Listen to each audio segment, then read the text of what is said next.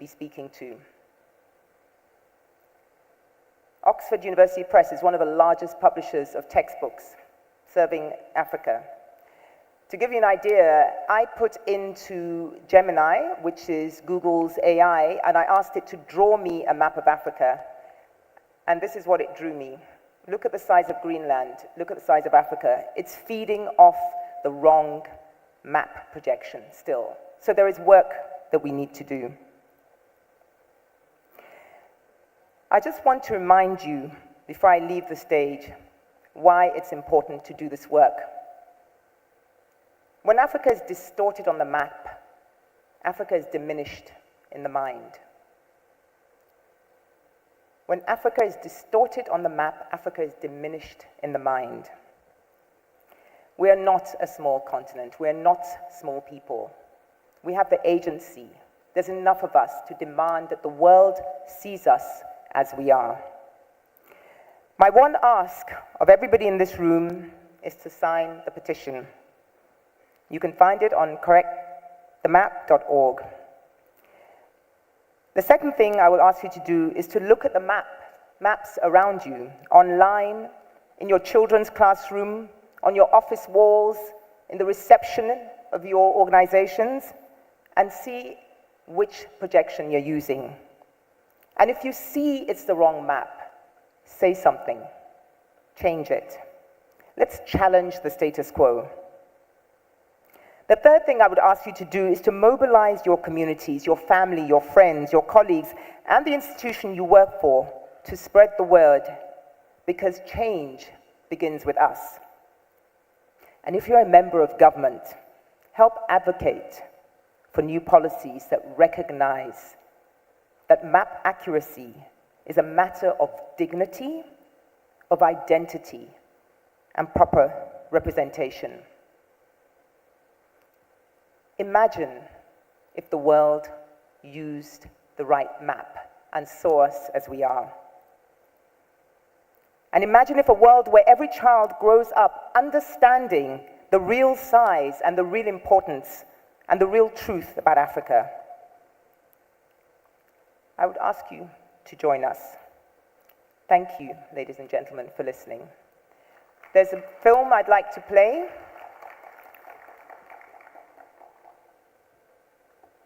I don't know if it's coming up.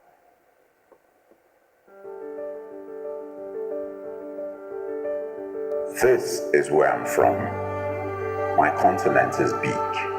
When I was a child, my teacher said you could fit the United States, China, India, and most of Europe inside Africa. But the world has not been taught to see us as we are. We need the Africa film. appears smaller than Greenland, but it's 14 times larger. Maps shape power. Maps shape how we see ourselves. We've started correcting the map and the narrative. When we see They're supposed to play the song. I don't know what's going to happen.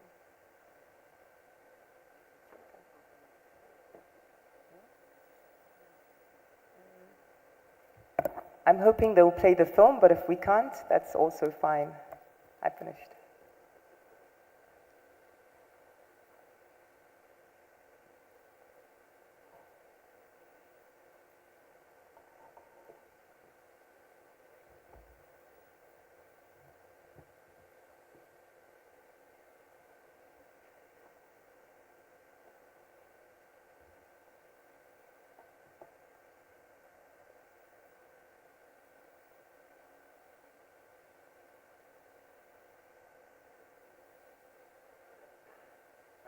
I don't think.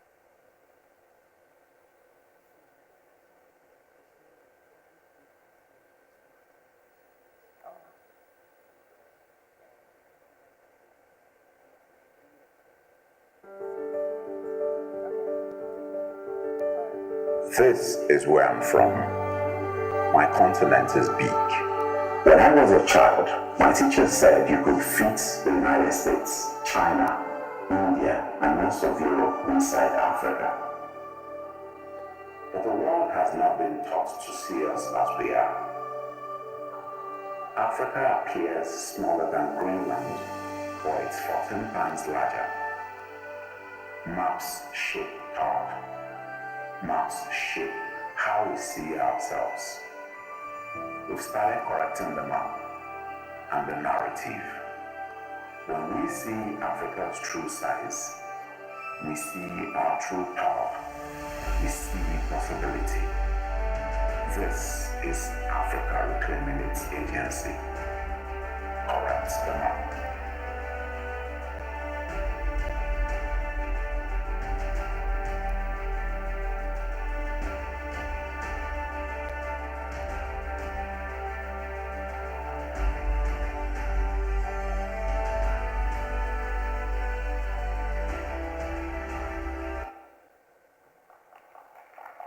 Thank you. So, please join me to express our sincere gratitude to Madame Makura Moki for her insightful and impactful presentation on the result of Correct the Map campaign. So, nous allons laisser la parole au public de pouvoir poser 2 questions. We'll open the floor for questions to the presenter so we better understand what she presented in English.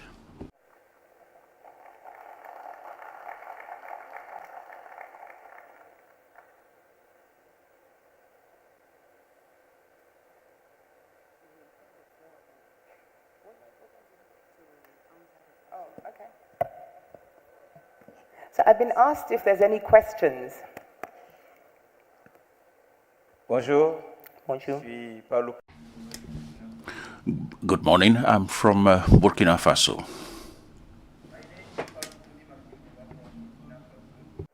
Okay. Malheureusement, c'est tout ce que je peux dire en anglais.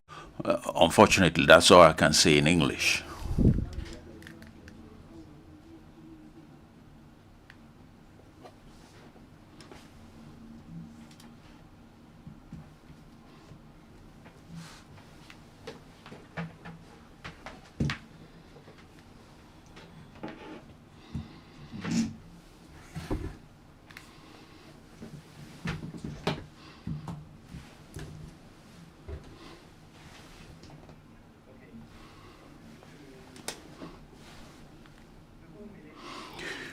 What your presentation shows us that we have tools that we minimize, we overlook. I did not know that just through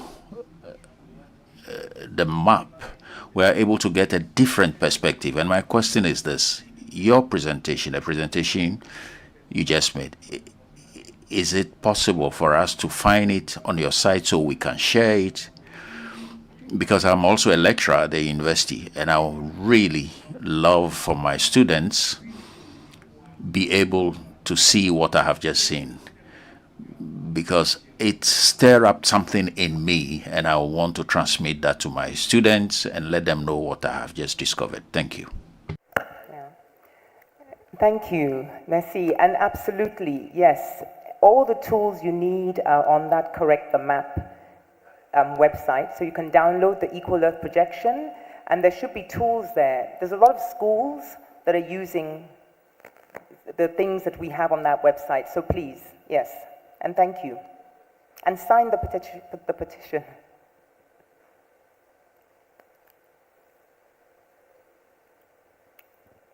Good morning. My name is June Suma. I represent the United Nations Permanent Forum on People of African Descent. Since I was first of all, let me congratulate you on this campaign. Since I was a teenager, I had been introduced to another map called the Peters map. And so I was always very aware growing up about the issue of size. But one of the things that I have noticed in this campaign is that you have not taken the African diaspora, the 6th region, into consideration. And I would really like you to do that, because if you're talking about population size, we are all over the world. And we need to find a way of including us, especially because this is a Pan-African Congress. There must be a way to include us when you speak about size, not only physical space, but the rest of us, because we feel left out. Our children in the Caribbean, where I'm from, are also being taught about all the things that you spoke to, the size of Africa, the poverty in Africa, and so we don't want to identify as people of African descent. And I think that would be a very powerful campaign for the unity that this map is obviously trying to produce.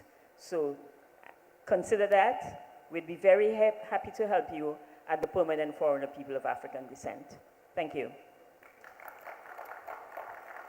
Thank you, and I agree. We need to include it. So I will look forward to meeting with you to discuss how you can help us make it more visible. Are there other questions? Oui, merci madame. Wait. Je suis Christophe Akpoto Komlagan du Togo. I'm Christophe Agbodo Komlagan from Togo. And following the presentation that you've just made, I would like to follow up on what my Malian friend said, that we should move from talking to action. We should envisage the teaching of a new geography in our schools. And when you talk about geography, you have to talk about a realistic geography of our continent. Thank you, madam.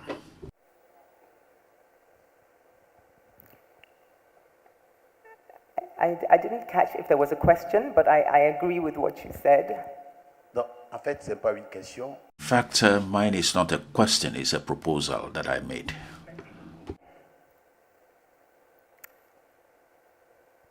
Are there other questions, comments?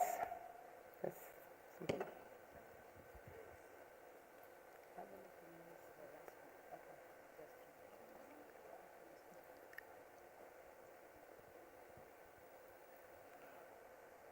Merci beaucoup pour la campagne. Thank you very much. I'm Professor Batilele, and currently I'm participating as an expert in African writings. My question is that there is a dialogue with the UN, UNESCO on the history of Africa on this specific issue of map. And how far are we with the dialogue?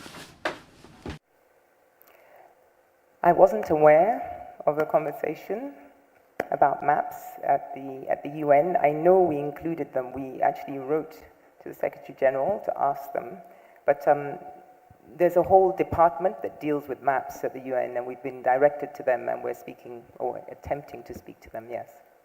So if you can help us get access, that would be fantastic. I think those are the only questions I'm allowed. So, yeah. I've been told for time, we don't have any more questions. We can't take any more. So, thank you, ladies and gentlemen.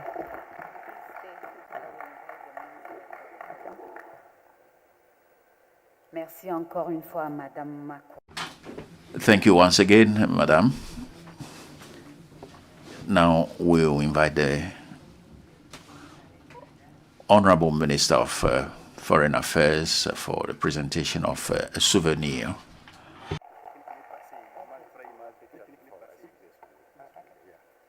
Thank you, Madam. Please come. I'm not here for picture. You have to work, you know. So we are very proud about what our sister is doing for our continent. I would like to, on your behalf, you know, to congratulate her and all your organization for what you are doing for us. It's very important for us as African people and also as Afro-descendant, because, you know, what she say before maybe the real map is like Africa is, Africa is a small continent. So everyone here is like, in our mentality, we are small also. It's very important to know we are a big people. We are a big population in terms of the reality, so we are more than billion people. If you see also the size of African continent and what you are representing in the outside in Africa, the Caribbean region, is our role is very important. That's why we decided to invite her to come here to present us herself, you know, the result of your research. So once again, congratulations for what you are doing to us. And also, if we can have the real map right now.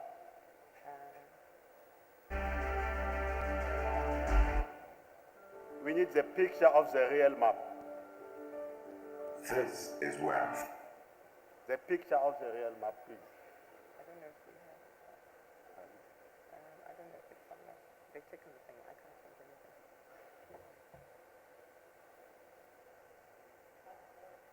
Can we have it, please? Technical team, please. Or we can take it. Can we take it with this? Oh, no. Okay. This one. Let's take it with this one. It is a real one. Well, it shows, yeah, it's the size. It shows all the countries that are participating. I don't know if they have it on there. Okay, now you can have a picture with the real map.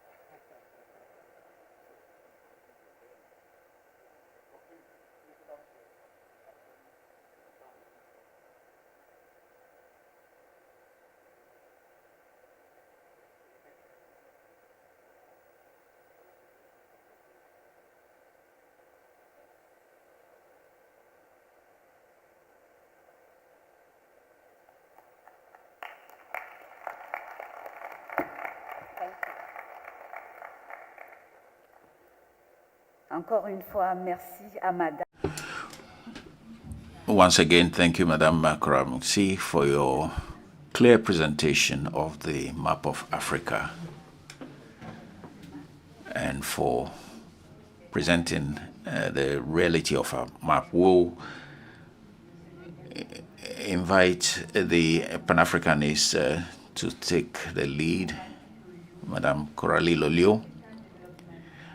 She's Africa Development Manager in Paris and develops leadership programs for Africans. She worked with UNESCO.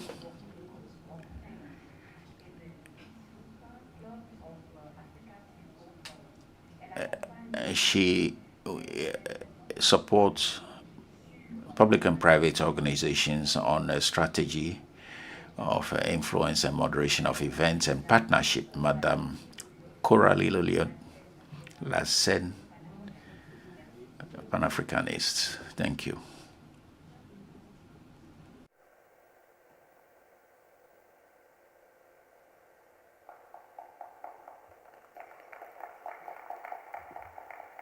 So welcome.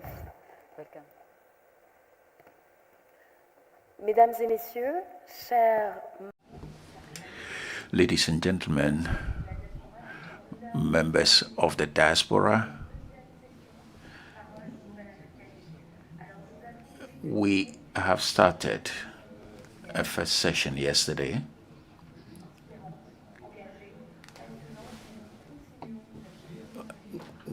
And we are continuing that collective mission today to enable us transform our ideas into concrete actions, our ideas to take a pragmatic dimension.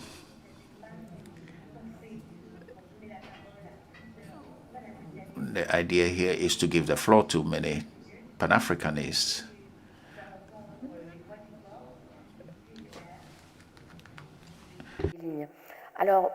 ces interventions que vous allez entendre sont...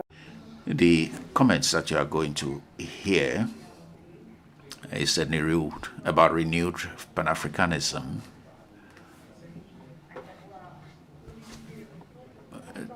to mobilize resources and reassert Africa's position in the world.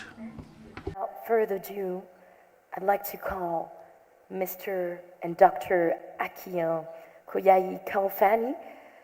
He is a professor of sociology and African studies and also the director of the Africana Institute at Essex County College in the USA. A round of applause, un tonnerre d'applaudissements pour Dr. Kalfani. Merci beaucoup.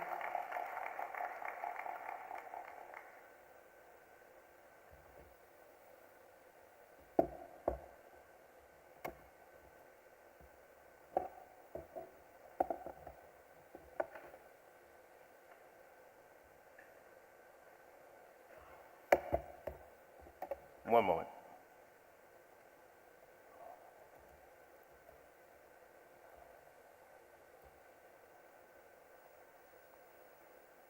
All right. Bonjour. Good morning. Assalamu alaikum. Bon dia. And all the other greetings of African people around the globe. Hotep, and we may say in the place where I grew up, what's happening? So I want to thank you for the opportunity to be here today. I come here, my talk today is the reflection of W.E.B. Du Bois and the path forward for a Pan-Africanist agenda in 2025. However, before I start, I'm going to ask permission of my elders to begin. Do I have permission from the elders to begin? Yes, no, maybe so? Merci beaucoup, thank you. Also, in our tradition, as a person who comes from a long tradition of African spirituality and of just deep African culture, I want to start off by pouring a little libations for our ancestors. We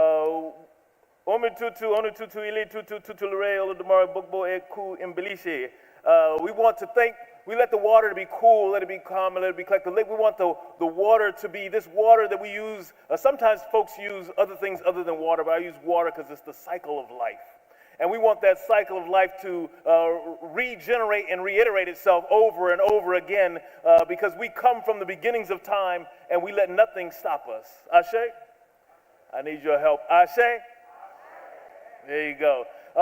We call the names of all of our great ancestors who made it possible for us to think about being African, about going beyond the things that are in front of us. So we are here today on talking about Pan-Africanism. So we call the name of Henry Sylvester Williams. Ashe. We call the name of W.E.B. Du Bois. We call the name of Kwame Nkrumah. And I ask you to call the names of some of those ancestors before us, please. Ashe. Come on. Ashe, Ashe. Ashe, Ashe. There we go. And we call the names we're here because of those direct family members. Call the names of your family members to bring them into this space. Let this space never be the same again. Ashe, Nancy Franks, Toby Porche, all of those ancestors who made it possible for us to be African, we thank them. For those whose names we know, who come from the continent, who traveled all the way across to all the Americas, we say Ashe. Ashe. For those whom we don't know, we say Ashe, Ashe, Ashe. I know my time is short, so let me move. I come here with the cries and the tears of our ancestors. We hope that we want to know that we come here also with their hopes and dreams. We understand that we walk like an elephant, that we want to think about the power and essence of the elephant because the elephant's memory is long. The elders tell us that we need to think about the pathways of those things that are great. So as I say stomp like an elephant in the future in this talk, I want you to clap your hands or I want you to stomp to symbolize the power of the elephant. We think of this 9th Pan-African Congress, it rests on the decolonialization of the African mind. To understand this, we must look at W.E.B. Du Bois's comments in the 1900 report of the First Pan-African Congress held in London that was organized by Henry Sylvester Williams from Trinidad. Du Bois remarked in his comments, he said that the problem of the 21st century is the problem of the color line.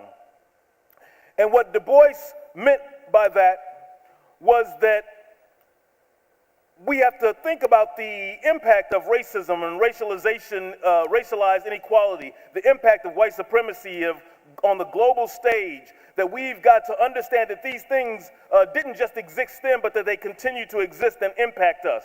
That this happened on the cusp of the Berlin Conference and the continued scramble for Africa by European powers. This war was actually a war against the African mind.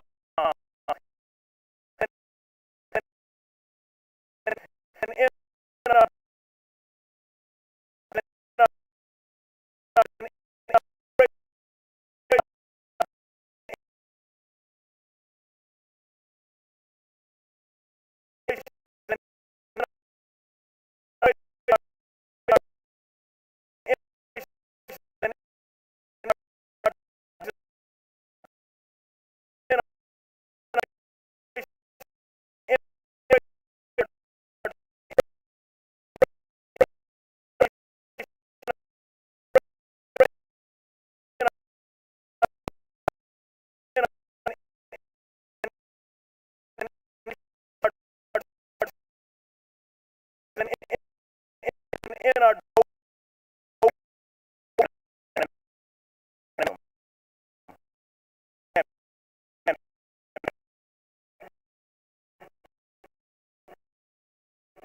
and everything and being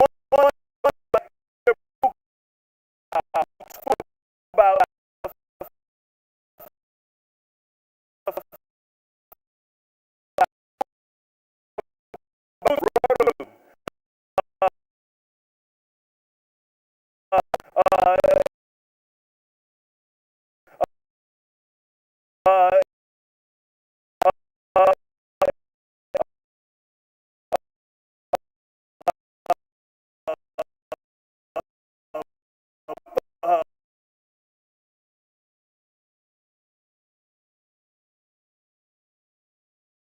colonialism, neocolonialism, settler colonialism, imperialism, and mental slavery.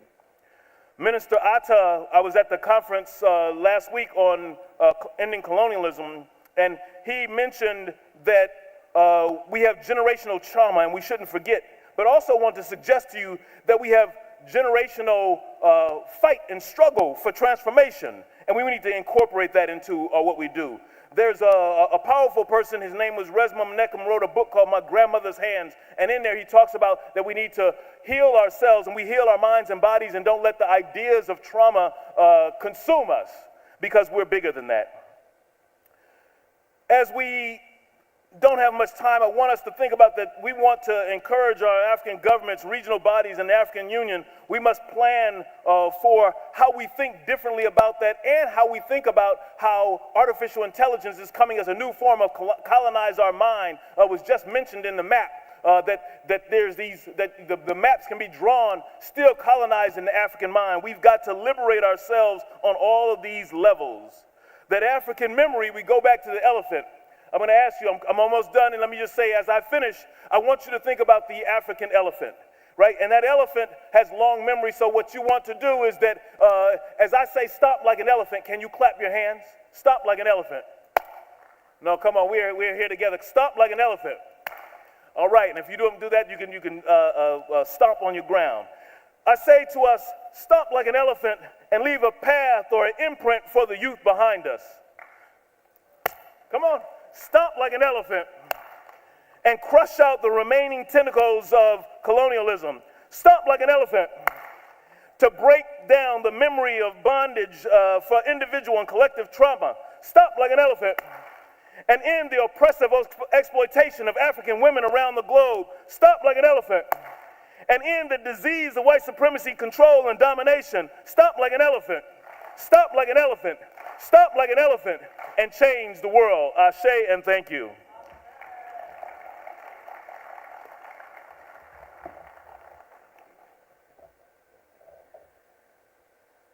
Thank you so much, Doctor, for this energizing first contribution.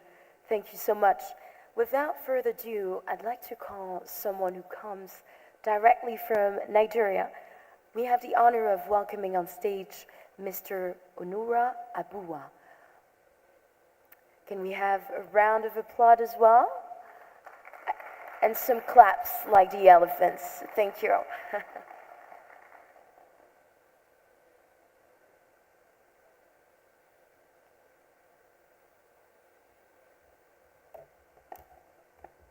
Good evening, everybody. Good evening, everybody. You see, I caught you. It's not good evening. It's good morning. You see? Everybody need to wake up. All right, I'm not going to spend too much time. Can everybody hear me? Okay. My dear brother, thank you, Dr. Akil. Thank you. You recognize the ancestors, so I won't waste my 7 minutes on that. But I just also want to use this opportunity to thank everybody in the room. I must first acknowledge those who came before us, those ancestors, the known and the unknown, the ones whose names were erased, the ones whose bones lie in the Atlantic, the ones who resisted, the ones who survived, the ones who prayed us into existence. So let us give them a round of applause quickly, please. Distinguished elders, respected dignitaries, I'm so sorry, they've told me 7 minutes, so I don't want to waste any time. Distinguished elders, respected dignitaries, honored guests, organizers of this Congress, colleagues, and my brothers and sisters of the African world, I greet you with deep respect, and I thank the conveners of the Pan-African Congress for the invitation and for the labor that made this gathering possible. It is an honor to stand before you. I am not here as a politician or a theorist.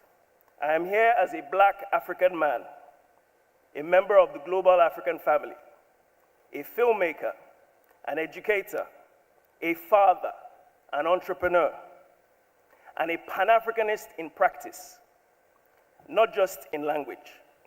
I have spent my life traveling across this continent, between Nigeria, Benin, and Togo. And what I noticed more importantly is seeing every day when I crossed the border how African people were solving very, very simple problems. They didn't use a big computer. They didn't use a big, AI. They solved these problems using their own senses. And this is where I want to be very, very direct with everybody. We have become very good at talking about liberation. We have not become equally good at owning it. We dominate culture, but not capital.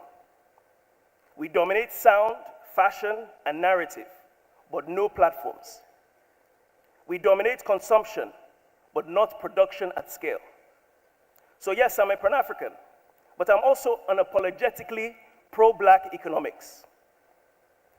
Because without economic power, political power is permission-based, and permission can always be withdrawn. In 1919, our ancestors gathered under colonial terror to demand self-determination. Today, the battlefield has changed, but not the intention. Our chains today are largely financial, educational, psychological, and technological. You no longer dominate a people with guns. You dominate them with debt, with creative control, platform ownership, supply chain dependency, narrative licensing. So the real question for us today, in 2025 at this conference, is are we Pan-African? The real question also is, are we structurally independent? Because unity without infrastructure is only emotion. Pride without production is only performance. Symbolism without systems is only decoration.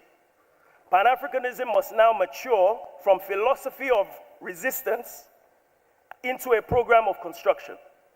We must build Black-owned production, Black-owned logistics, Black-owned platforms, Black-owned capital networks, Black-owned education systems, Black-owned technological infrastructure. You see, no people in the world, no people in history have ever outsourced their liberation. I personally work in film, and we tell stories about Africa. But very often, sometimes, somebody far away from Africa is deciding which films get made, which films are bankable. I also work in fashion. I see how African fabrics and African aesthetics, African labor, is also outsourced. We cannot continue to export raw genius and import finished power. And now, I would like to say something very uncomfortable, with love, of course. Pan-Africanism is not being delayed only by the external systems. It is also being delayed by our internal fragmentation, our ego, our short-term thinking, our mistrust, and yes, our performance culture. We are excellent at hashtags. We are less consistent with balance sheets, and we are very loud online also, by the way. We are sometimes very silent in ownership. Colonialism taught us extraction, but disunity still sustains it. We cannot build black wealth on individual hero economics. We cannot build African power on celebrity culture. We cannot build sovereignty using frameworks that were never designed for us to win. So when I say I'm pro-black, I'm not speaking from anger, I'm speaking from strategy. Pro-black means I bank black, I hire black, I train black, I circulate black currency, and I build black institutions. This is not extremism, ladies and gentlemen. That is economic self-defense. Now I'm looking at the time, I know I don't have much, so let me just try and speed this up very quickly. I want to speak to the youth, and I don't see many youth here, but those who are watching online and hopefully will watch later. Your enemy is not only racism, it is also distraction. Your enemy is dependency. Your enemy is the illusion that visibility equals power. It doesn't. Power is not followers, it's not likes, it's not leverage. And leverage built through skills, ownership, long-term thinking, collective discipline, financial literacy, and political literacy is what's more important. So this continent does not lack talent. We lack a coordinated execution at a continental stage. Every empire that collapsed first collapsed psychologically, and every people who rose first liberated their thinking before they liberated their territory. So Pan-Africanism today must operate on 3 levels simultaneously: psychological liberation, economic liberation, institutional liberation. Anything less than this is activism without architecture. Everybody say activism without architecture. Louder, activism without architecture. We're not awake yet, but don't worry, time is coming. I did not come here today simply to inspire you, and I really just came here to challenge you, and also to challenge myself. If you control capital, you need to think about who you are funding. If you control media, you need to think about the narratives you are scaling. If you control land, you need to think about the institutions that you are putting on that land. If you are in the diaspora, what structures are you building back home? Not with emotion, not with sending money through Western Union. What are you building economically back home? Because the new Pan-Africanist is not only a speaker, the new Pan-Africanist is a builder. The new Pan-Africanist is not only a critic, he's a constructor. She is a constructor. Not only a protester, but a producer. The next frontier of black power will not only be in the streets, it will be in the boardrooms, it will be in the ports, the data centers, the factories, the classrooms, the energy grids. And I will close here. Pan-Africanism is no longer a dream to admire. It is an assignment that every single person in this room should execute. The ancestors cleared the bush. Our generation must build the city. Let it not be said that we spoke beautifully and built nothing. Let it be said that we transformed ideology into infrastructure. I thank you, I honor you, and I challenge everybody in here, including myself, to build what we keep talking about, and to the ancestors who watch over us. Remind us every day what we fight for, and help us to not make the same mistakes that we made before. Ashe, Ashe. O.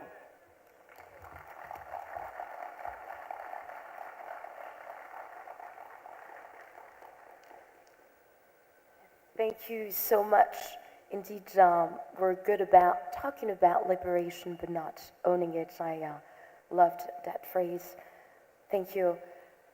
We'll enjoy now the intervention of Mr. Chicane Franck, who's coming right from the US. Dr. Chicane, c'est à vous.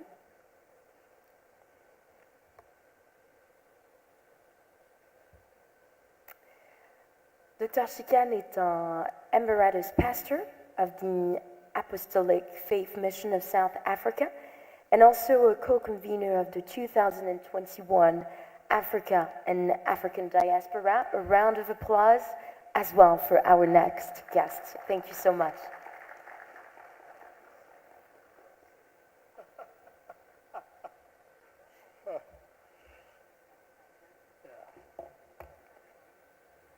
Good morning. I thought she started by saying USA, and I thought, yeah, I'm just coming from South Africa here. Two things before I start. I just want to thank the organizers of this event for inviting me to be part of it. And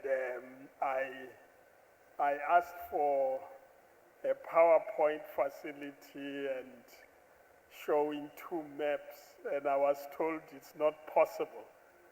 And then I arrived here and power arrived and the PowerPoint was there, which means I didn't have power enough to can get what I needed to get.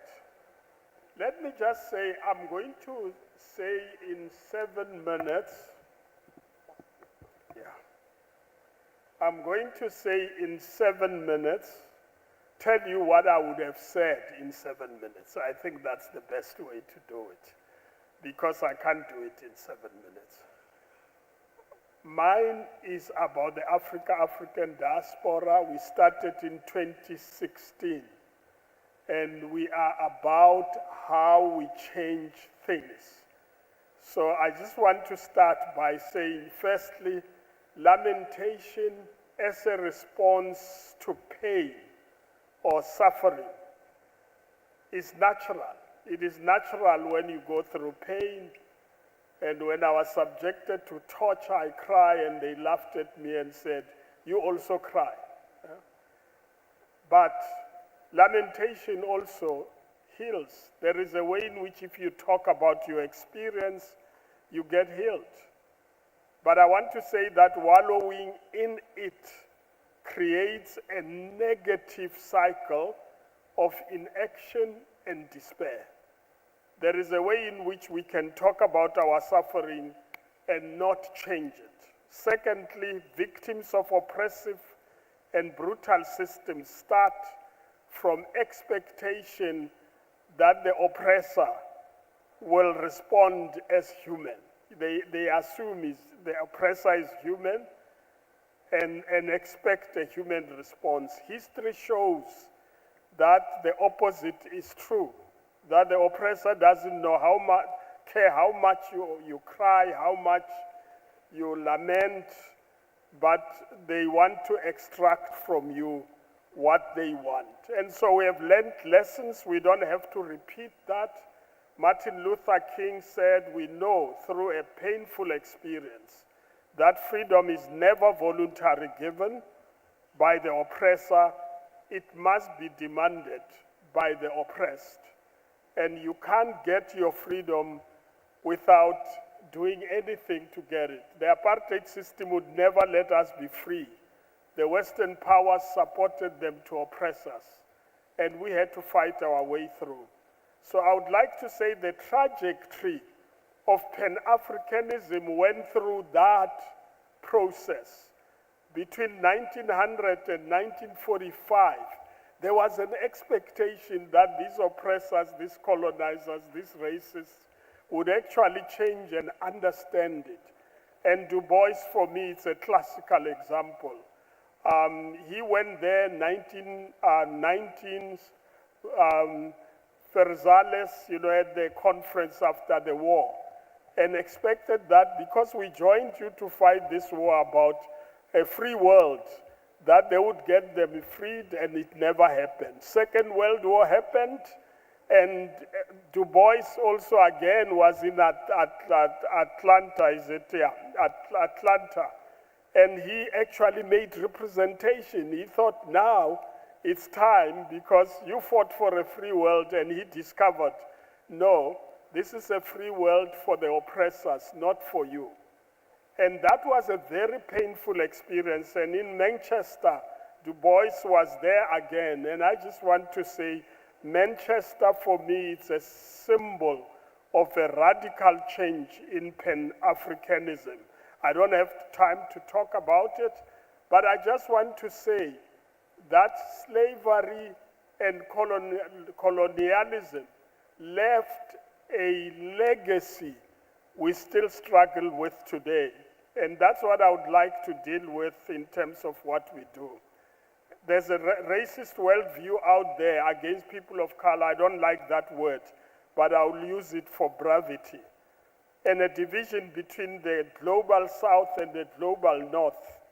I wanted to show here the map of NATO, if you look at it from the north, and the map of those who recognize Palestine, and you'll see the division starkly facing you, that this is where power is, and all those, whether they are a majority or not, their views are not recognized. The reality is that people of color are in general on the underside of the world. When I did my studies, I grappled with the reality that Africa is put as a footnote in the discussions of economy and other things. And I felt we need to change it and put Africa not as a footnote, but as the subject, as the controllers of information. And ended up with this. I thought I want to read this because this story about philosophers. I want Pan-Africanism to move from philosophizing and talking about it to action. The philosophers, Marxian thinking said, have only interpreted the world in various ways. The point, however, is to change it. It's not to interpret it. Interpreting it is good so that you understand it, but the point is to change it. And I would like to say we must defeat the legacy of slavery and colonization. Use the conferences like this one and congresses, not as an end in themselves, but as stepping stones to a radical change. And I call it disruption of the logic of the current world order. We need to change, we need to disrupt that. If we don't disrupt it, we'll remain under and complain forever. And so we decided we'll bring Africans and people of African descent together. I must tell you, I don't have time now, but we used to meet at I found meetings in the WCC when they have a Central Committee, World Council of Churches, Central Committee Conference. The Africans and people of African descent always had a meeting on the side to decide on strategy, lobbying, and how we make sure that issues of people of African descent, Africans, are taken seriously. But then I went into a meeting where we decided, no, that does not change the system. We can change it in the WCC, the system is bigger.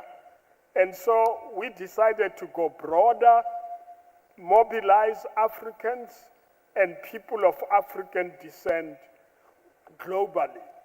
We moved beyond just lobbying for interests, for our interests, to developing strategies to disrupt the system.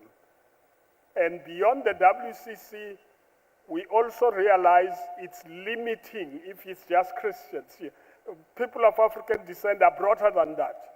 And so we decided to go beyond the WCC into all forms of faiths, and we even dealt with diversities of spiritualities, and we ended up in the academic world, and we even went further than that when we held a conference in 2021, which became a virtual conference because of the pandemic. 900 people participated over 3 days.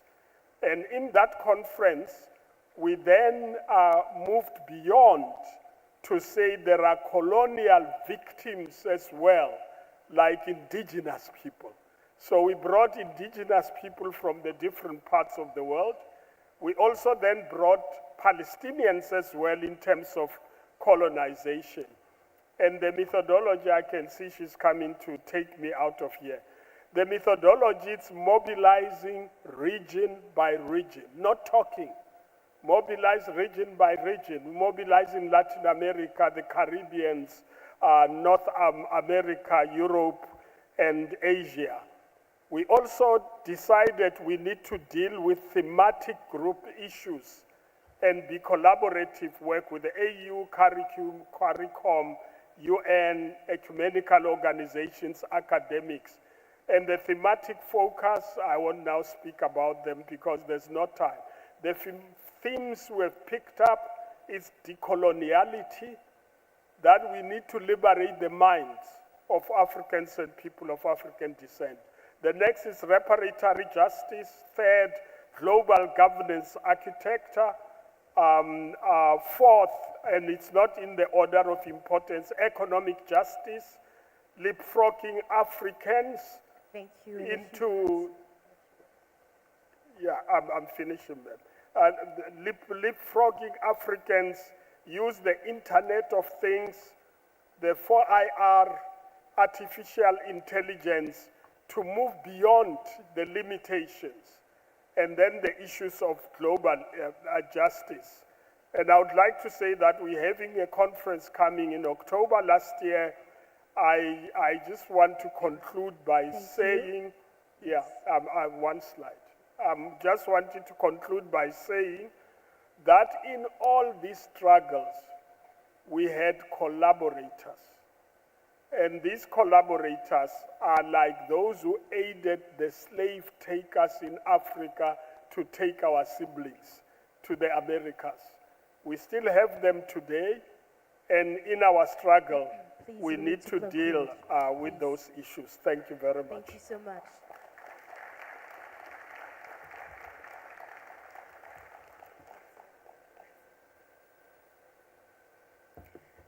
Thank you so much. I know it is very complicated to keep 7 minutes for a speech, but we are short in time.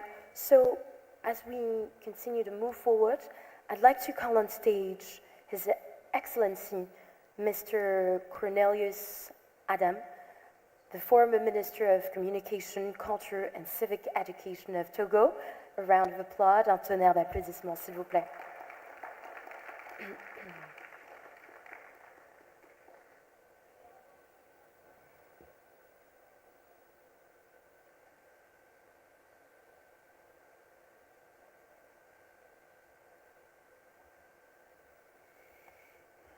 Merci. I'm asked not to finish later than 7 minutes. I'll try my best. Alors, je vais vous parler d'un sujet, je m'appelle... My name is Cornelius Idam, former Minister of Culture and Chairman, Executive Director of Pax Africana. Pax Africana is a mediation and conflict resolution organization. But today I'm going to talk about a subject which will surprise you. You were not expecting it. This is Pan-Africanism and the inclusion of persons of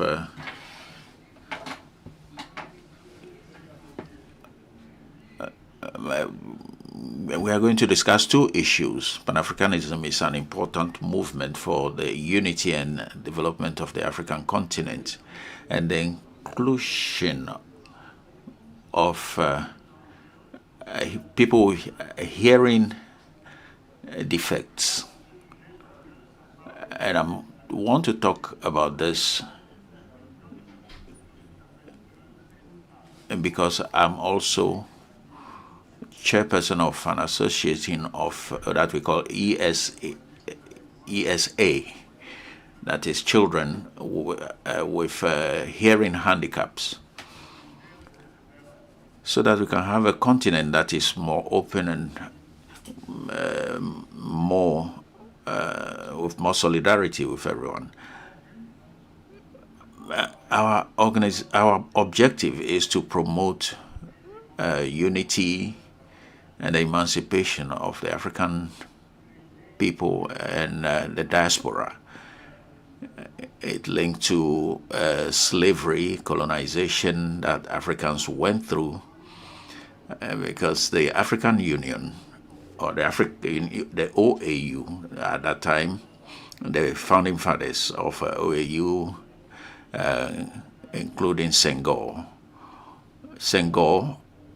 said, we're finally living a dream that we have dreamed for a long time. President Bourguiba of Tunisia at the time added on to that by saying it has arrived, because we are thirsty of being. Now, in the course of history, main persons, including Nkrumah, Sékou Touré, have carried this forward, and the key principles that were defined were African unity. That is to consider that African peoples are stronger together, socioeconomic development, and construct a future where Africans decide for themselves, and promote an internal solidarity by protecting the more vulnerable to ensure an equitable development. We already see that Pan-Africanism is not just politics, but it's a vision, a society that is more encompassing, all-encompassing, and inclusive. So why do we talk about inclusiveness in Pan-Africanism? Africa has more than 60 million persons living with handicaps, including hearing defects, and have a difficulty with access to education, lack of communication tools, and marginalization, social marginalization. Pan-Africanism, if it really wants to construct a united Africa, has to integrate all persons in all forms of social life. We cannot have unity without inclusion. We cannot have development without equal access to all. Persons with hearing defects can be included. They can be deaf from birth or from an accident. And it is important for us to understand that it is not, you cannot equate that to intellectual incapacity, because it's just the mode of communication that has been affected. And here I'd like to thank the Togolese authorities, particularly the Minister of Foreign Affairs, for accepting a community of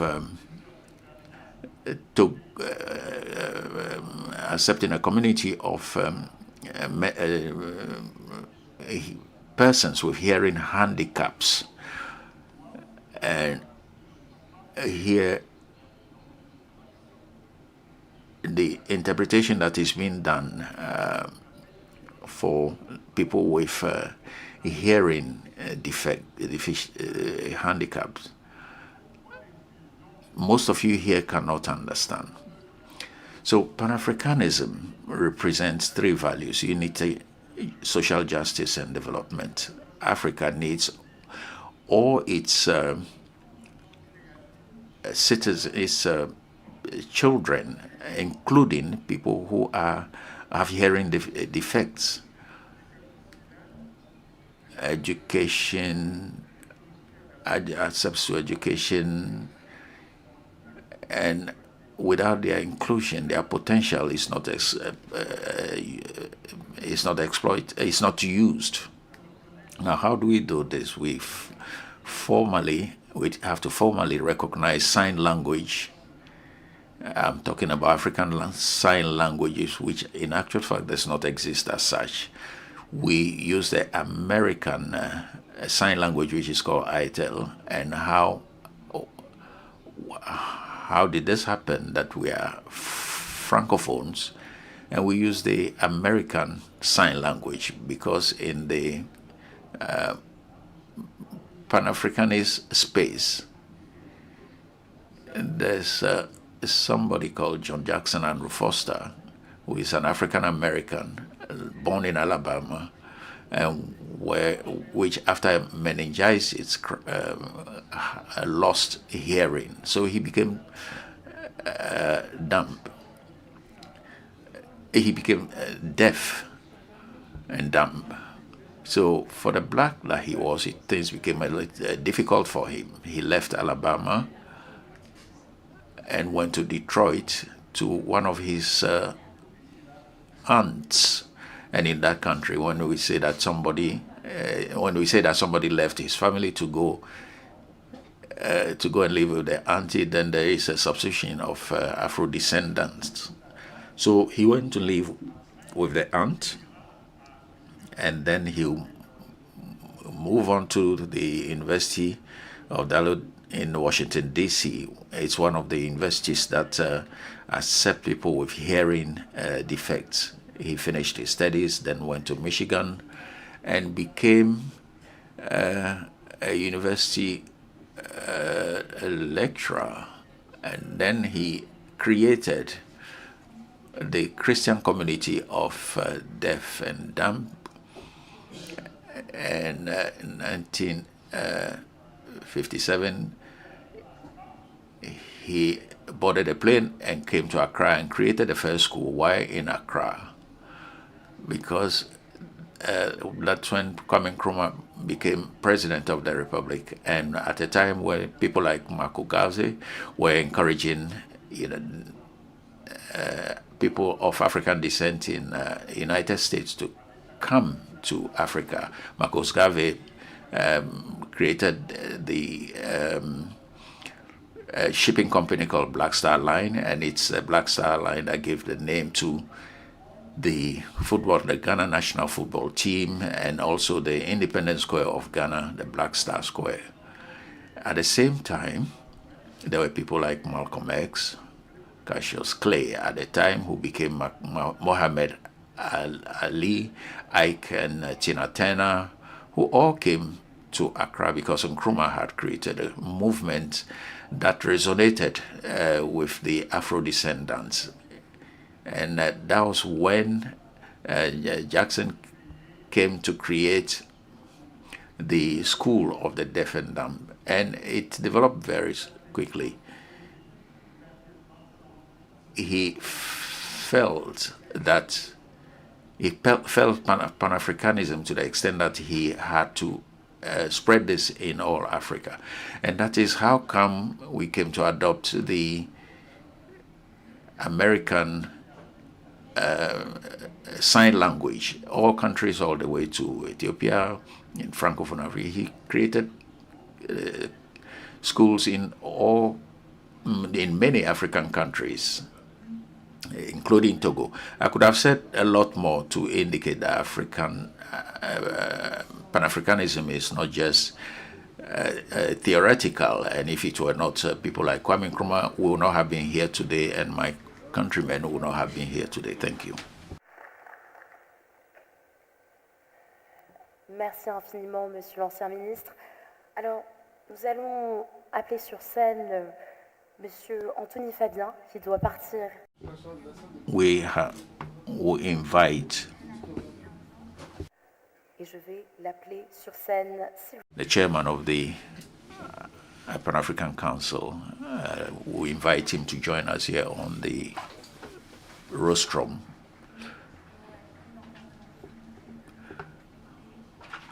Please respect the 7 minutes that have been given you for your presentation. Good morning, Global Africa. Bom dia, Brasil. Tudo beleza? Buenos días, Colombia. Saludos. Merci aux autorités togolaises pour nous accueillir. My name is Fabian Anthony. I am a Caribbean son of Africa that has been living on the African continent for the past 17 years, currently in Kenya. Habari zenu. As the chairman of the Pan-African Council, we're a strategic development organization with a simple mission. It's to elevate the voice of Africa and its agency across the world. We do this in 3 spheres: economic, political, and social action. So fundamentally, we believe that for Pan-Africanism to be meaningful in the 20th century, it has to be demonstrated through action. So we often say we're not a think tank, we're a do tank. So I was really excited and motivated by the theme of this conference, which is, to quote, mobilizing resources and reinventing Pan-Africanism for itself to act. Our council, in our council, this is best exemplified by our financial arm, which is the Africa Equity Group. We launched a $20 million Borderless Africa Fund that allows both for historical and continental diaspora to fund their own rejuvenation by supporting African enterprises and African projects. We've built this with diaspora capital, leveraging skills, and a technical ecosystem that allows for cross-border offtake and trade, building everything from music studios in Colombia. In Brazil, we have Afro TV, to financing poultry farmers in Zambia.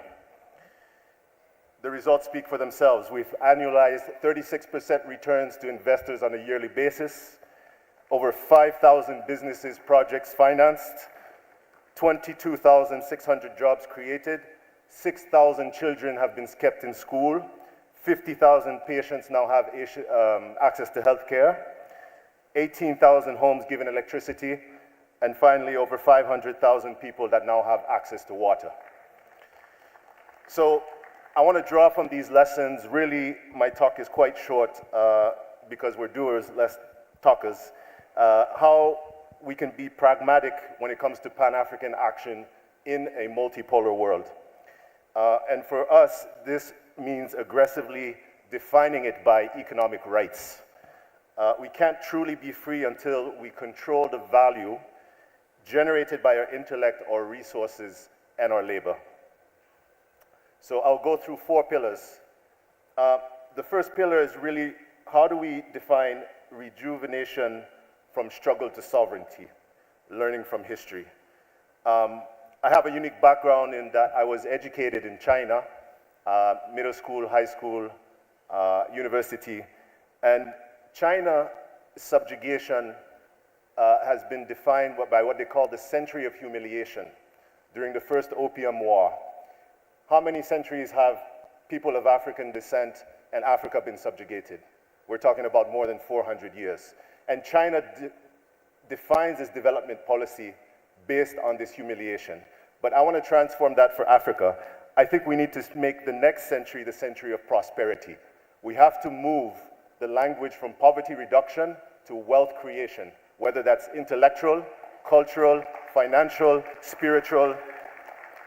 We bring it into this sphere. Now we're in a stage of multipolarity.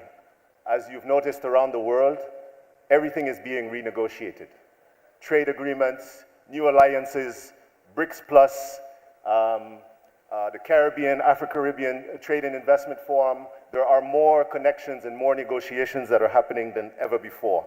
So it's a time for us to set new terms of engagement. What does that mean practically for diaspora investing in the continent? We often talk about foreign direct investment, from which China was a large beneficiary. We have the advantage of diaspora direct investment.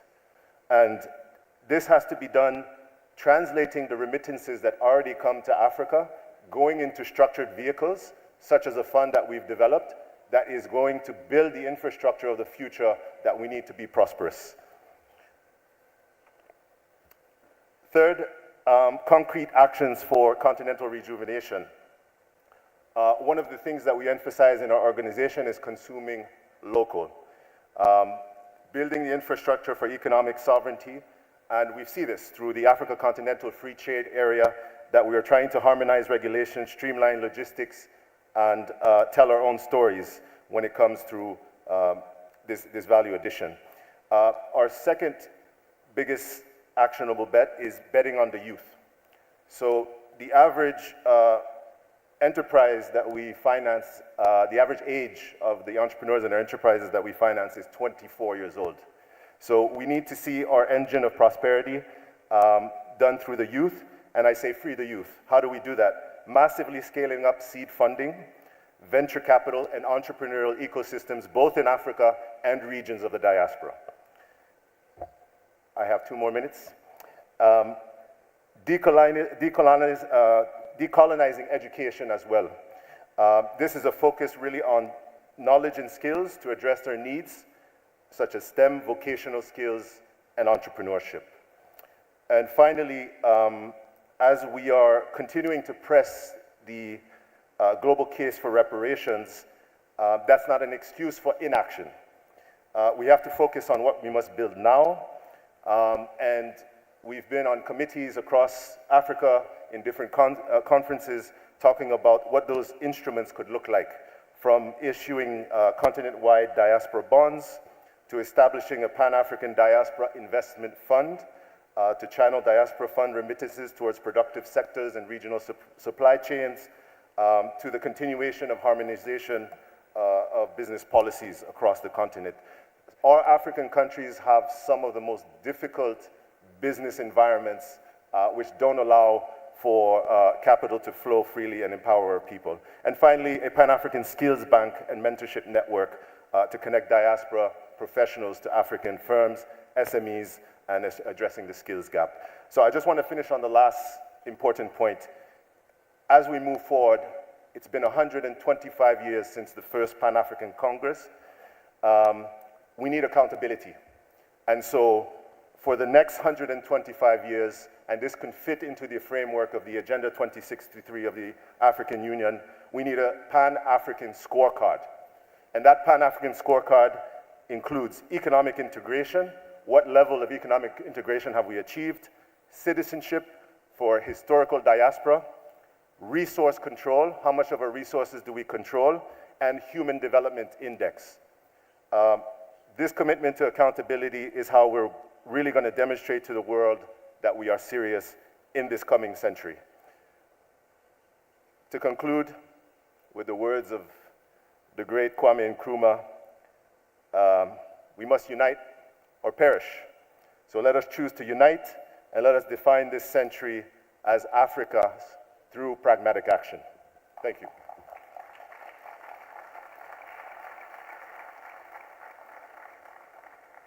Thank you so much for the fascinating and concise intervention on how to set a new tone of investment as well, which I found extremely interesting. Thank you so much. Without further ado, I'd like to call Mrs. Corinne Jeanne Ela Atangane, qui est une avocate militante pour les réparations et la cause panafricaine et qui nous vient tout droit du Royaume-Uni. Merci infiniment. Un tonnerre d'applaudissements pour Corinne. Merci. Bonjour tout le monde. Good morning all. I am short. I have to adjust the microphone. So, it is a pleasure to be here And when you attend any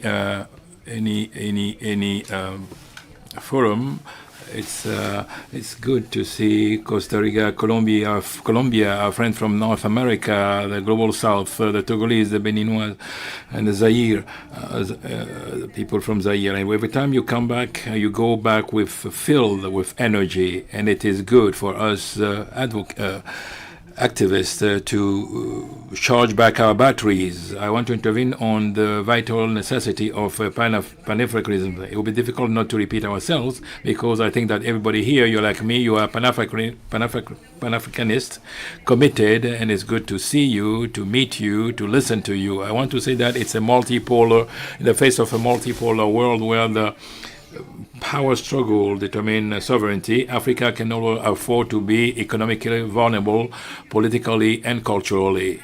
It is truly important. We all know that Pan-Africanism meets one demand: rebuild the broken unity and restore collective dignity. We have for too long been underestimated. I am an African, proud to be African, and I shout this everywhere I am.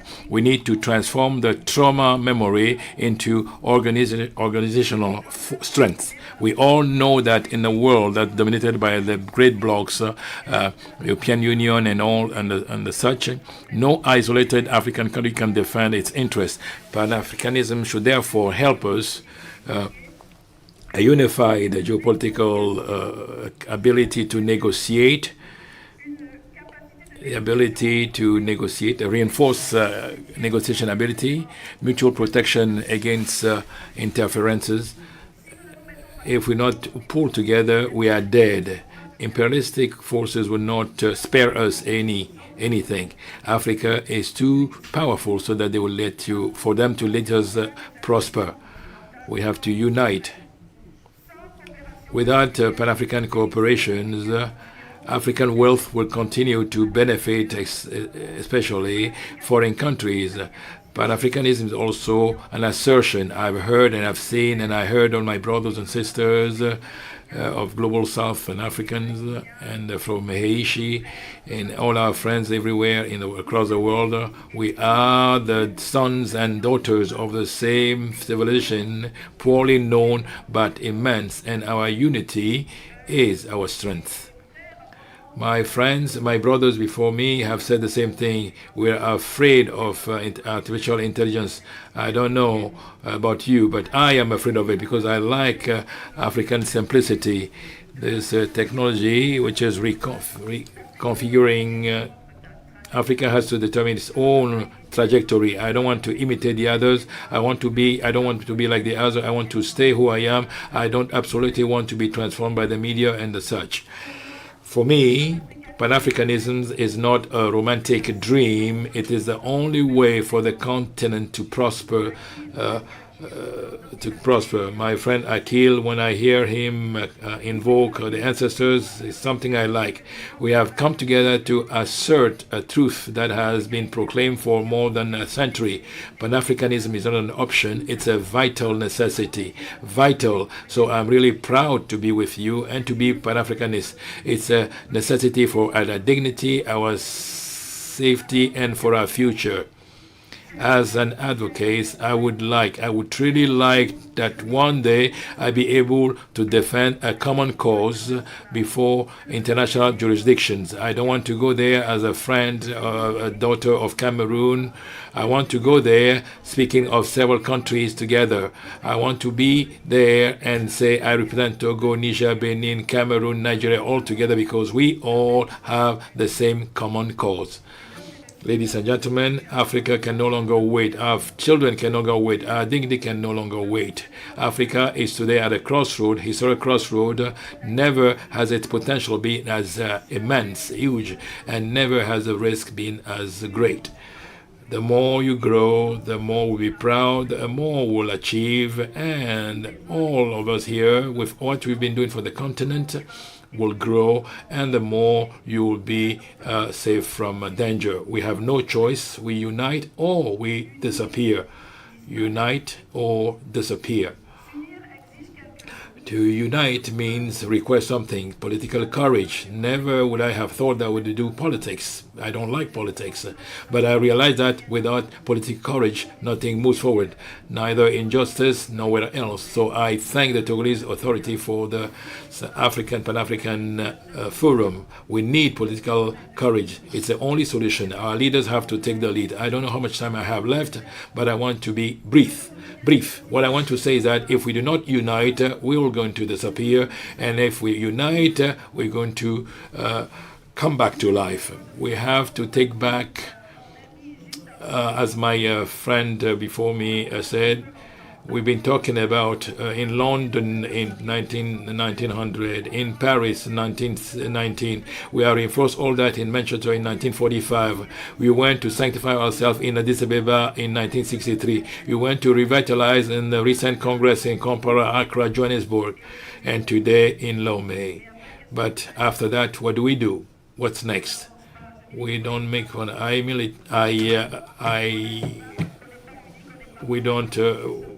We don't set our own rules.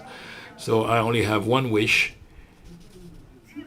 Say what Kwame Nkrumah said in 1945, Padmore and Memia Sugar, they're already asserting that to be independent only made sense if we had a continental unity. Space, I want to try to be brief and just make small suggestions, like you, among others, several others, to transform our ideas in action. I need, and we need African government. We need courageous leaders, courageous political leaders. I know that from one forum to the other, we talk a lot about, we share a lot of ideas, but we do not transform them into actions. I suggest three things. A Pan-African space for competence, where we can put together our knowledge in hydrological space, African hydrological doctors together, legal experts together, teachers together. I know that we're doing it together, but I want to tell the government, African government, to take the lead. The Togolese government say that you're going to do it and put us all together. It is a project. It's a costly project, but this is a possible project. Choose an Pan-African pact. We are afraid of African artificial intelligence, the governors, the president. Do we have our data hosted in Africa? Priority to Africa. And finally, let's have, as a citizen, a Pan-African citizen, we don't need an international monetary fund. If all together we put €1 together, I will create a factory in my village that would put people to work. Only an African president can do it. All our brothers, Pan-African, of all continents of the world, €1 per person alone, it will pull 500 people out of misery. 1,000, 2,000. I'm going to close because my time is coming to its end. I'm going to conclude by saying that at the end of this conference, I plead with you, please, let's just go back. Let's not just go back or visit with our card. All organizations that is present here, my brothers, go back with concrete Pan-African partnership so that in the next 6 months we can move together. So that we can pull all together and fight for the common cause. History books will say that Africa at the 20th centuries, we're not lacking resources because we have resources. What we have lacked is a collective courage. So I thank African leaders who host. Please take the lead, transform our African strength into a real Pan-African force. Thank you.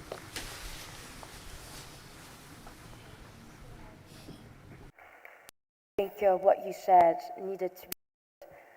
Merci infiniment. Pour la prochaine intervention. To the next speaker, I'm going to invite Mrs. Dilowa Marine Washer, please.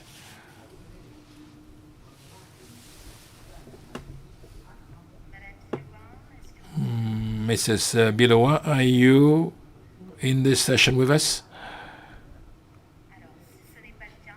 If that not being the case, let's listen to the next speaker, Mr. Azevedo dos Santos Samuel, please.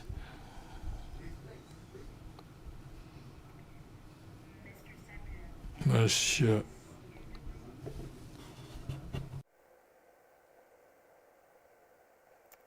Well, if that person comes through, we'll let her on the stage. Dans ce cas-là, nous allons passer à la toute dernière intervention. In that case, we'll have the very last presentation. Mr. Samuel, you are here. A round of applause for Mr. Samuel.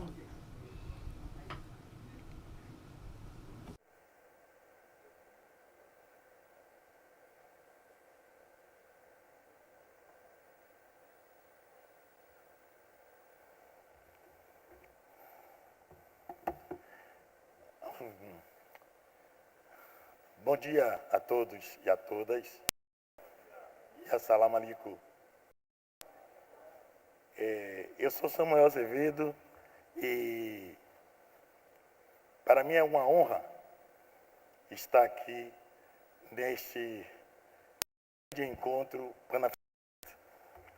Moi, je suis Samuel Azevedo et je suis vraiment content d'être là. Mais c'est vrai qu'il y avait un petit problème. Normalement, je suis préparé pour parler en... Normally, I'm prepared to. I'm going to speak with Mr. Semforia. Why is it really not?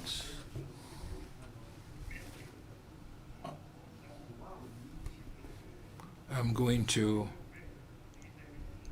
make my presentation from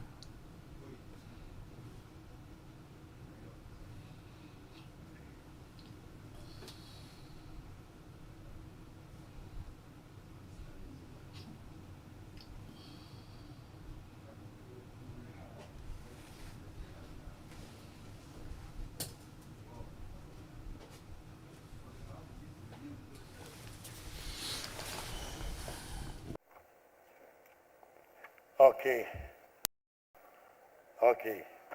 Moi, je vais préparer une petite exposition. Mais moi, je vais préférer de laisser mon cœur, laisser mon esprit, je vais laisser mes yeux, je vais essayer de faire intervention à partir de l'impression que j'ai eue ici au Togo. I'm going to make my presentation on the basis of the impression I have here.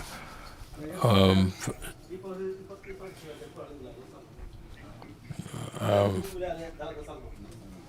want to first congratulate those who prepared this Congress. It's the first time that I'm in Togo, and I am very, very moved, touched.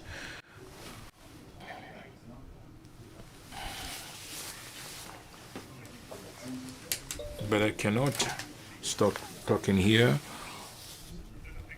as a Pan-Africanist. I am together with the Togolese people. Here, as in Brazil, we have a lot of problems. This means that we are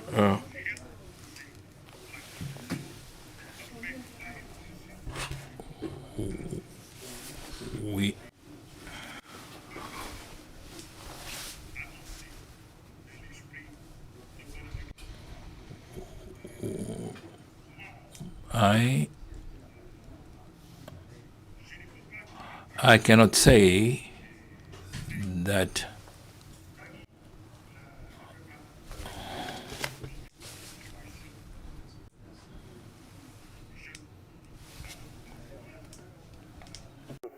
Un peu désolé parce que normalement mon intervention my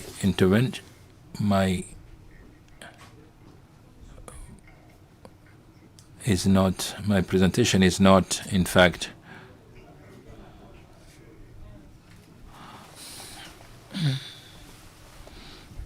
so I'm going to try to move quickly.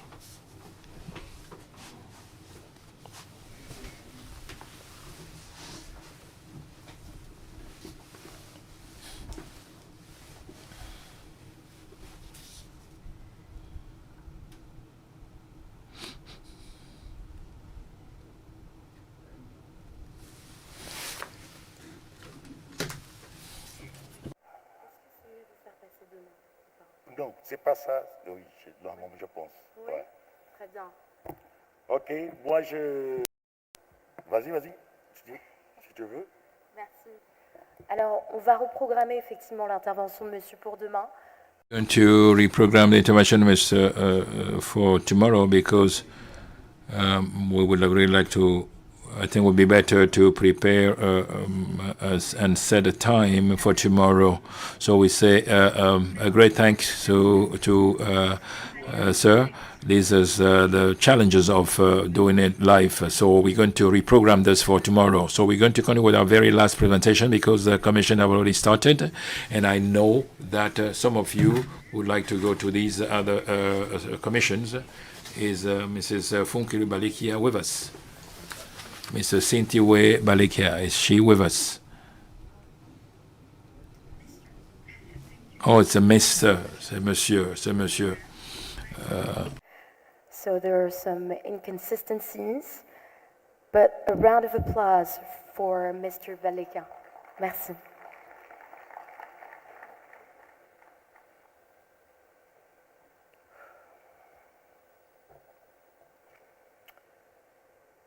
To begin with, let me first ask my ancestors to guide me, and then ask the Almighty Creator to bless the result. Camilo Moore started off this session yesterday by talking about truth-telling, honesty, and we all watched the video with all of our heroes and sheroes who we venerate because of their courage, some of which I need right now.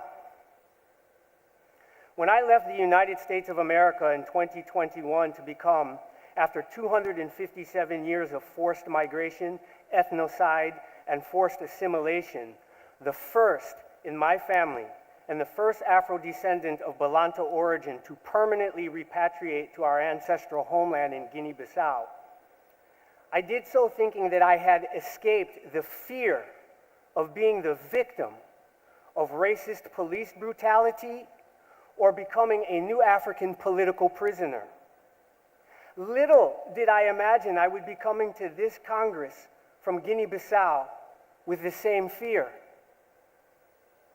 In 1996, during my last semester at Yale University, I joined the Jericho movement in support of political prisoners, mostly black and brown, in the United States, that was launched by the Provisional Government of the Republic of New Africa.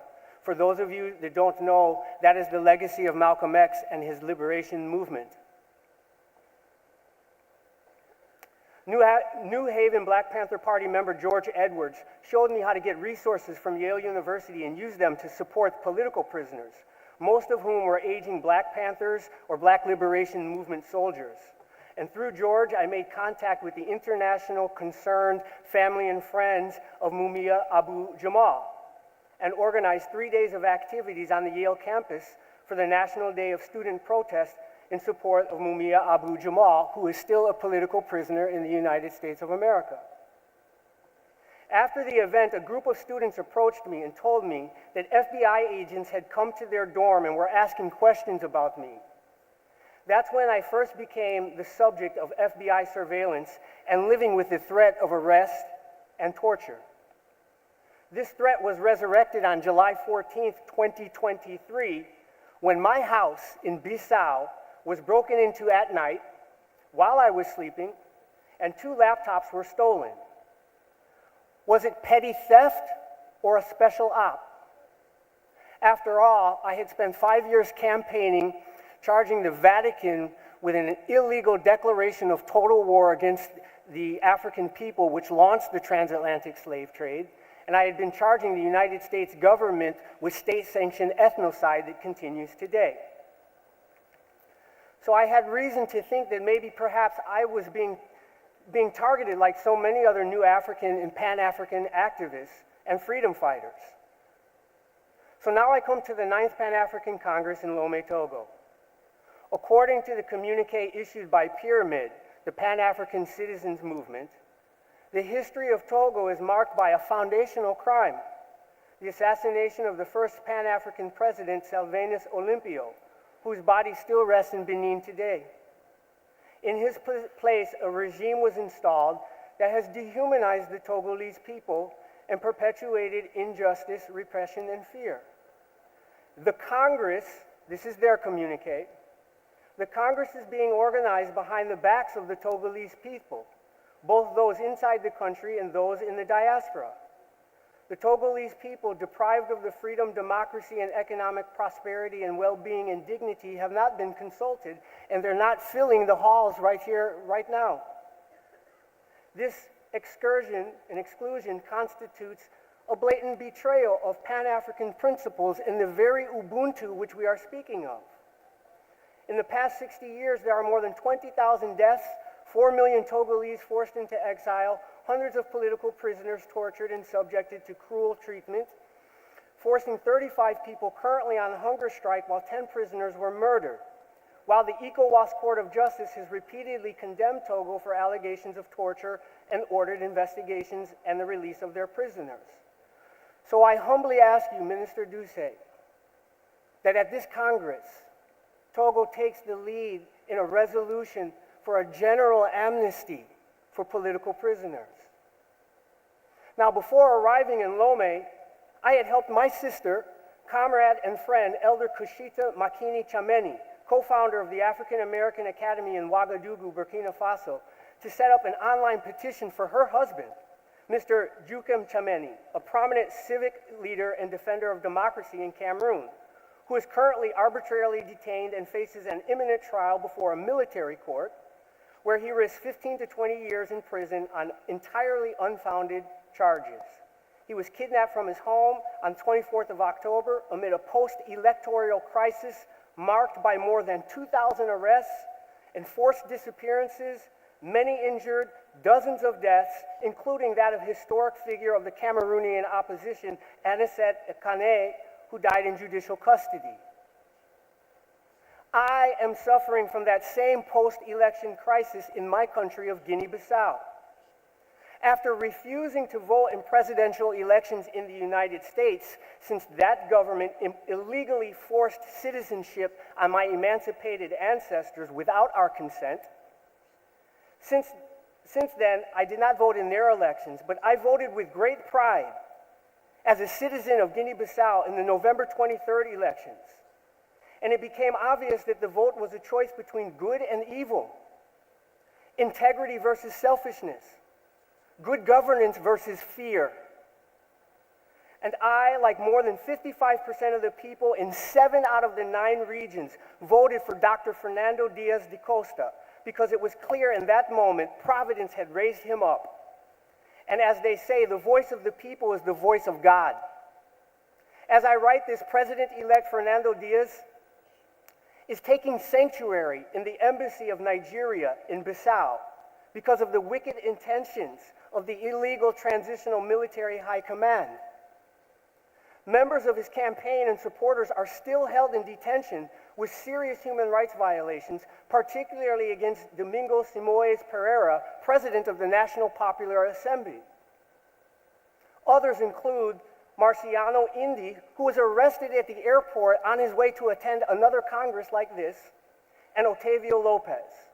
Therefore, I was anxious that I might be arrested as Valdo Vieira International Airport in Bissau a few days ago on my way here, and I ask, will I be targeted and arrested when I return to Bissau for assisting the president-elect? Will I be targeted here because I'm calling for a 9th PAC resolution on a general amnesty for political prisoners starting in Togo? Sudan, Congo, Tanzania, Cote d'Ivoire, Cameroon, the Sahel, Guinea-Bissau, the list goes on, everywhere in Africa. This is not the African Renaissance we want. And what is the meaning of our Ubuntu Pan-Africanism if we are living in fear? This leads me to my final point. The overriding ultimate imperative at this time is the political unification of African people for the purpose of mutualizing the sovereignty inherent in each human being, so that there is what Jume Faye Sr., the Secretary General of the Pan-African Federalist Movement, calls positive sovereignty. In other words, we must develop the power, the capacity to enforce the collective will of African people on the African continent and outside the continent in all world affairs. And we must do this by 2030 if we wish to successfully defend against the new wave of neocolonialism and its new forms and weapons, including artificial intelligence. This is the overriding, ultimate, and urgent imperative, because without the political unification of African people and the resultant positive sovereignty, we will not have the power and capacity to implement the solutions to Africa's problems, no matter how brilliant they are. Thank you.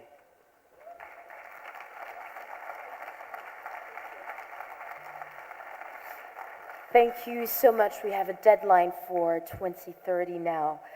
Mesdames et messieurs, nous clôturons avec cette session. Gentlemen, this brings us to the end of the session. I'd like to really thank you from the bottom of my heart for your presence, your time, your attention. Thank you to all of our speakers and other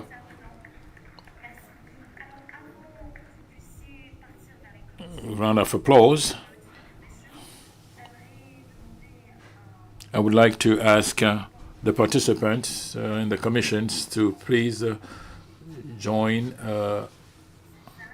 on the top of the hall here. Your coordinators will be there to meet you. And the coordinators of your commission will be waiting for you. Juste un rappel des différentes salles des commissions. As a reminder for the different commissions, a quick reminder. Before you leave, so Commission 1, Commission 1, Room Concorde, Commission 2, Commission 2, la salle polyvalente numéro 1, Room number 1, door 306/309, porte 306-309, salle polyvalente numéro 1 pour la Commission 2. Puis au niveau de la Commission 3, c'est la salle polyvalente numéro 2. So for the third commission, it is room number 2, porte 342-345, door 342 and 349. And then commission 4, commission 4, it is the Senate room, la salle du Sénat pour la commission 4. Nous y sommes presque.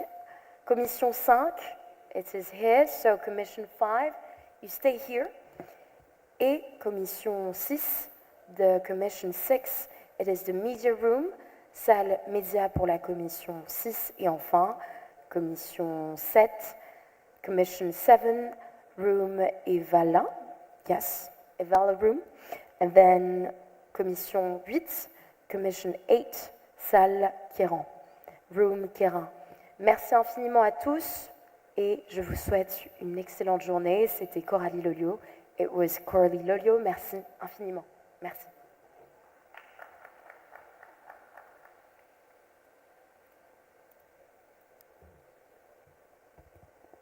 Mesdames et messieurs, chers panafricanistes, nous Ladies and gentlemen, dear Pan-Africanists, so this brings us to the end of this beautiful sessions called